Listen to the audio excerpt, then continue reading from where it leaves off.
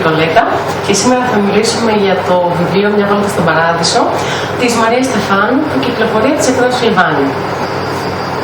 Το «Μια βόλτα στον Παράδεισο» διαδραματίζεται στη Σαντορίνη, όπου εκεί θα γνωρίσουμε το βασικό μας χαρακτήρα του βιβλίου, τη ζωή, η οποία επιλέγει να αλλάξει τη ζωή της, να φύγει από την Αθήνα, να φύγει από ένα αποτυχημένο γάμο, να πάει κόντρα σε αυτό που απαιτούν τα κοινωνικά πρότυπα και γενικότερα τα στερεότυπα της κοινωνίας μας και να προσπαθήσει να αλλάξει τη ζωή της και να κάνει τον εαυτό της αυτό που όλοι οι άνθρωποι θέλουμε, απλά ευτυχισμένο.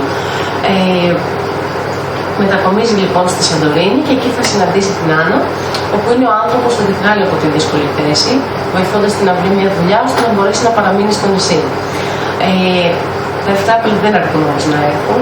Η Άννα θα συναντήσει και κάποιον που δεν περίμενε να ξαναδεί ποτέ, και τότε είναι που η ιστορία μας θα αρχίσει να γίνεται πιο περίπλοκη και πιο ενθουσιώδης, θα έλεγα, για μας.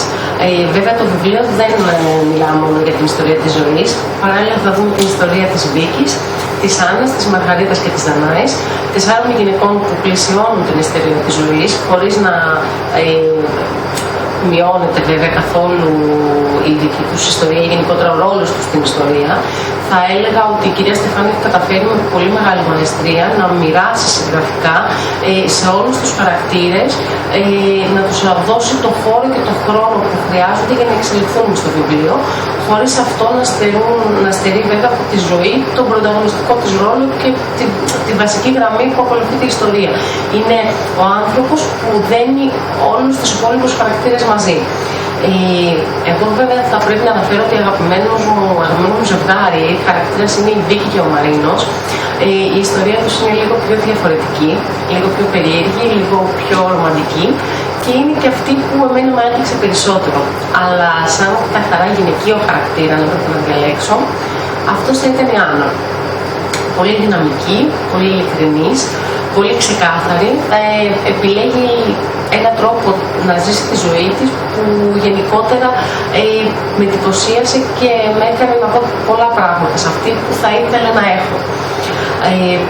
Πολύ αγαπημένος χαρακτήρας ακόμη ο Έκτορας, το έτερο ήμιση της Άννας, πολύ ιδιαίτερος, θα έλεγα ότι για πολλούς από εσάς θα γίνει και αγαπημένος σας διαβάζοντας το βιβλίο. Γενικότερα μια ιστορία που θεωρώ ότι είναι πολύ καλοκαιρινή, επειδή διαδραματίζεται εξ ολοκλήρου σε ένα νησί.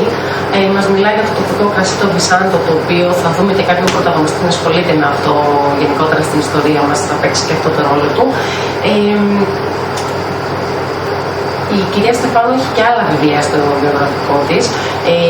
Αρχικά έχει εκδώσει το Σιωπή στο σκοτάδι από εκδόσεις iWrite και στη συνέχεια μια διολογία από εκδόσεις Πηγή, την Νοέλια, την πριγκίπισσα